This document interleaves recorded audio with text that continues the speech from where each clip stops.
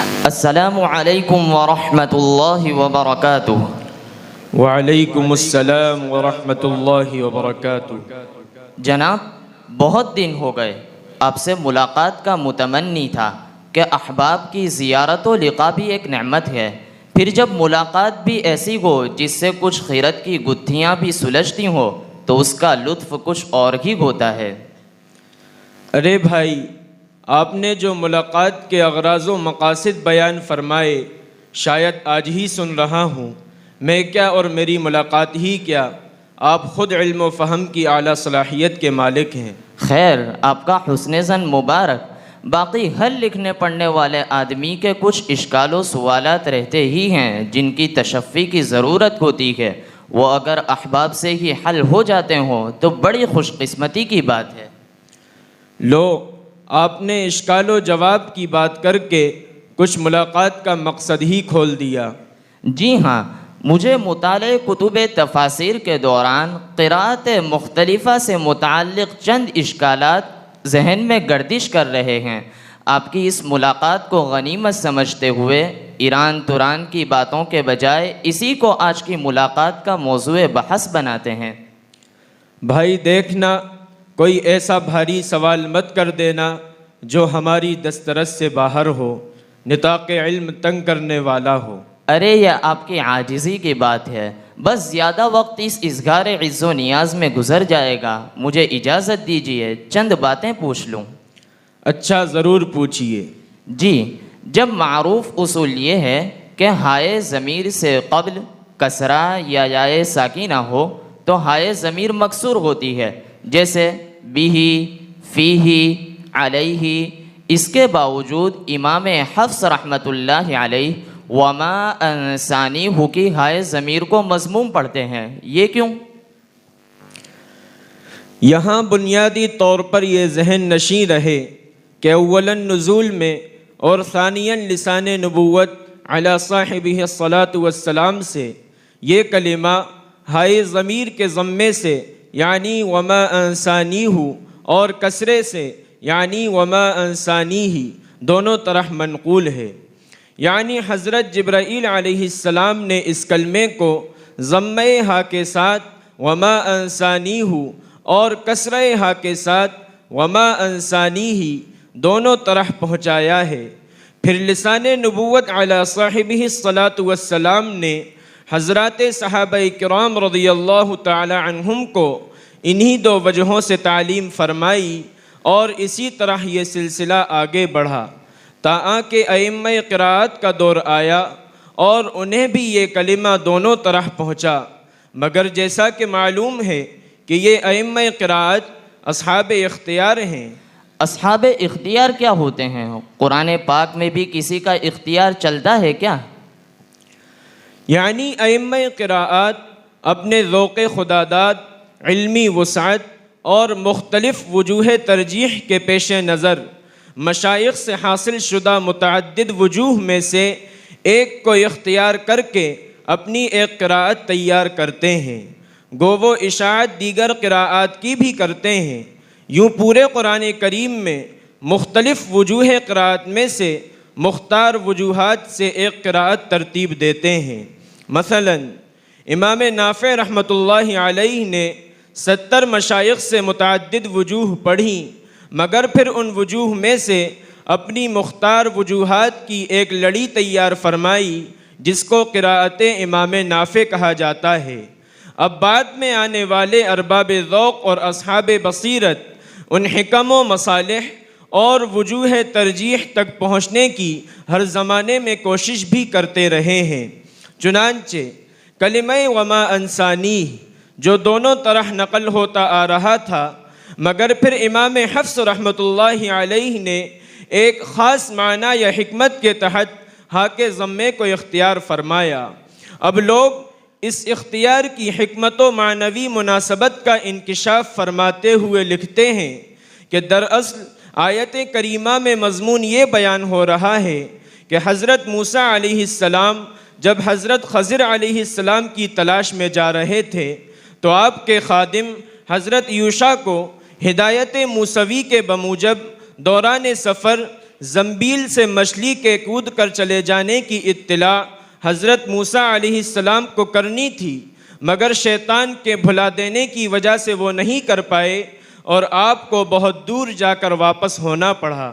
اب ظاہر ہے کہ اس طرح کی واپسی اور مطلوب و مقصود کو پانے کی تاخیر بے چینی اور ذہنی بوجھ کا سبب ہوا کرتی ہے۔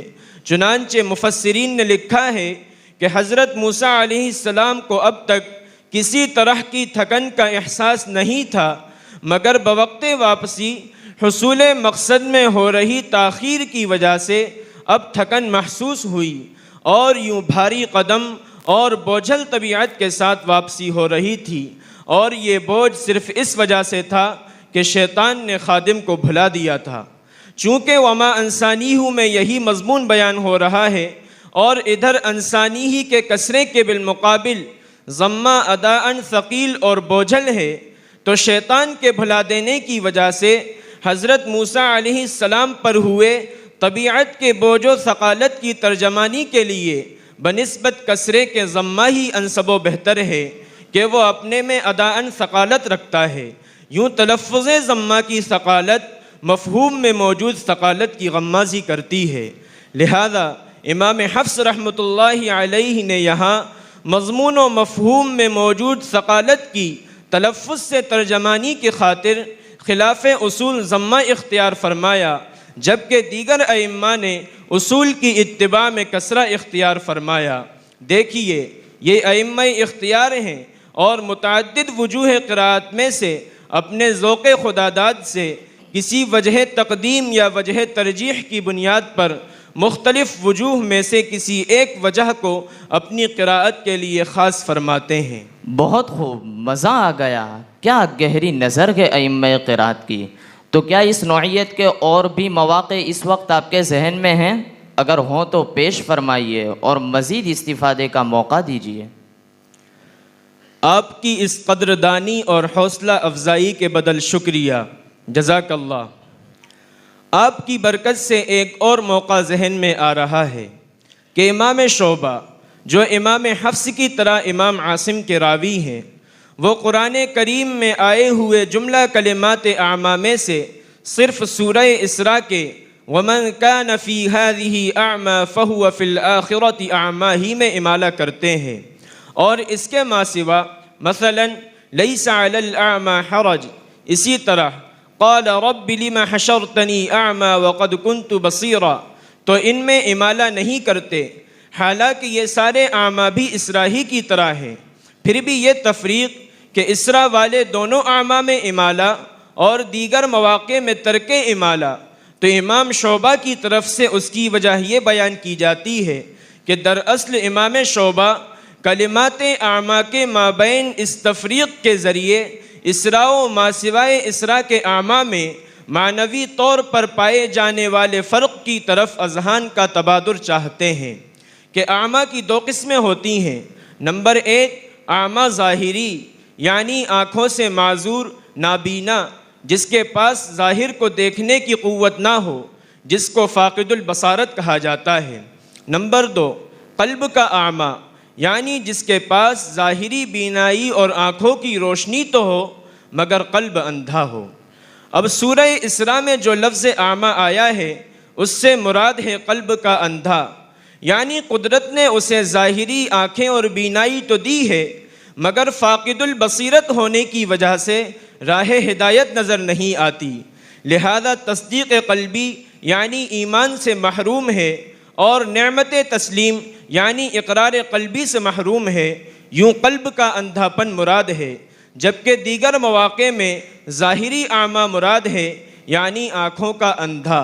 تو امام شعبہ صرف اسراء والے میں امالہ اور اس کے ماسوا میں ترک امالہ کر کے دونوں اعمیٰ کے مابین پائے جانے والے لطیف معنوی فرق کی طرف اشارہ کرنا چاہتے ہیں۔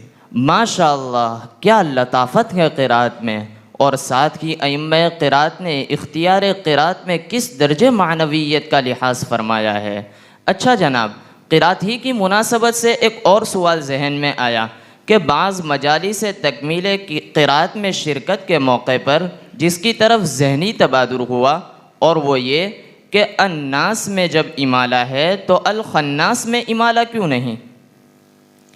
ماشاء اللہ، تکمیل قراءات کی مجالس میں اس طرح کے تیقظ کے ساتھ شرکت آپ کو مبارک ہو۔ دراصل الناس میں امالہ اور الخناس میں ترک امالہ، جہاں اس کی ایک وجہ یہ ہے کہ الناس میں امالہ یہ اہل حجاز کا لغت ہے اور اہل حجاز الخناس میں امالہ نہیں کرتے، لہذا جب الناس میں امالہ اتباع لغت اہل حجاز ہی کے طور پر ہے تو مقتضائے اتباع لغت کے تحت الخناس میں ترک امالہ بھی لابدی ہے، اس لیے الناس میں امالہ ہوتا ہے اور الخناس میں نہیں ہوتا۔ جبکہ اس کی ایک عقلی وجہ یہ بھی بیان کی جاتی ہے کہ ناس کی اصل میں اقوال مختلفہ ہیں، جن میں ایک قول یہ ہے کہ ناسن دراصل نسیون سے ہے جس کا مصدر النسیان آتا ہے، پھر قلب ہوا اور نسیون سے نیسن ہوا، پھر یا الف سے بدل گئی اور نیسن سے ناسن ہو گیا، اور ارباب قراءت اس سے بخوبی واقف ہیں کہ الف مبدلہ من الیا محل امالہ ہوتا ہے، جبکہ الخناس میں یہ بات نہیں ہے، لہذا اس میں امالہ نہیں ہوتا۔ اور ویسے جب امالہ نام ہے آواز کو جھکانے کا تو ناس کی فطرت نے چونکہ جھکاؤ ہے اس لیے ناس میں امالہ کیا، اور خناس کی فطرت میں جھکاؤ نہیں ہے تو خناس کو امالے سے مناسبت بھی نہیں ہے، لہذا ایسی جگہ امالہ کرنا بے محل اور ضدین کو جمع کرنا ہے، اس لیے الخناس میں امالہ نہیں ہوتا۔ ماشاءاللہ، یہ تو قرات کے لطائف و حکم ہوئے، تو کیا تجوید میں بھی اسی طرح کے رموز و نکات ملتے ہیں جن سے قرآن پاک کی معنویت اور اعجاز قرآنی پر روشنی پڑتی ہو؟ کیوں نہیں، تجوید میں بھی اس طرح کے رموز و نکات ملتے ہیں، لیکن قلت وقت کے پیش نظر ایک آدھ ضرور سن لیں۔ دیکھیے، فَمَن يَعْمَلْ مِثْقَالَ ذَرَّةٍ خَيْرًا يَرَهُ، یہاں تنوین کے بعد خواہ ہونے کی وجہ سے غنہ نہیں ہے، لہذا اس کے پڑھنے میں تاخیر بھی نہیں ہوتی، یعنی تنوین سے خا کی طرف انتقال بلا کسی تاخیر کے سرعت کے ساتھ ہوتا ہے، جبکہ وَمَن يَعْمَلْ مِثْقَالَ ذَرَّةٍ شَرًّا يَرَهُ، یہاں تنوین کے بعد شین ہونے کی وجہ سے ایک الف کے بقدر غنہ ہوتا ہے، لہذا اس کے پڑھنے میں تاخیر ہوتی ہے، یعنی تنوین سے شین کی طرف انتقال میں ایک الف کی تاخیر ہوتی ہے۔ دیکھیے، ذرۃ خیرہ میں عدم غنہ کی سرعت اور ذرۃ شرہ میں غنہ کی تاخیر کو معنویت سے کیسا گہرا ربط اور معنویت کی طرف کیسا لطیف اشارہ ہے کہ اللہ رب العزت کی ذات چونکہ بندوں پر بڑی ہی رحیم، کریم اور شفیق ہے، اسی کا نتیجہ ہے کہ جب بندہ کسی خیر کا ارادہ کرتا ہے یا کوئی نیک عمل کرتا ہے تو بلا تاخیر فوراً اس کے نامہ اعمال میں لکھ کر بندے کو اس نیکی کے اجر و ثواب کا مستحق قرار دیا جاتا ہے، جبکہ یہی بندہ جب کسی معصیت میں مبتلا ہوتا ہے یا کوئی گناہ کر جاتا ہے تو رب کریم از راہ ترحم اس گناہ کو اس کے نامہ اعمال میں فوری طور پر لکھنے کو منع فرماتے ہیں، بلکہ اسے مہلت دی جاتی ہے اور اس کی توبہ کا انتظار کیا جاتا ہے، اور توبہ کرنے تک اس گناہ کو لکھنے میں تاخیر و توقف کیا جاتا ہے۔ یوں نیکی کے لکھنے میں کوئی تاخیر نہیں ہوتی تو ذرۃ خیرہ میں عدم غنہ نیکی کے لکھنے میں اس عدم تاخیر کی غمازی کرتا ہے، اور گناہ اور برائی کو لکھنے میں توبہ کی مہلت و تاخیر ہوتی ہے تو ذرۃ شرہ میں غنہ کی تاخیر گناہ کے لکھنے کی تاخیر کی طرف اشارہ کرتی ہے۔ ماشاءاللہ، جزاکم اللہ خیرہ۔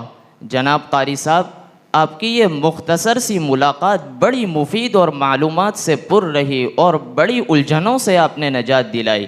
اب انشاءاللہ مستقل اسی نوعیت کے علمی افادے و استفادے کی غرض سے ملاقات کریں گے۔ کرم فرمائی اور ذرہ نوازی کے بدل شکریہ۔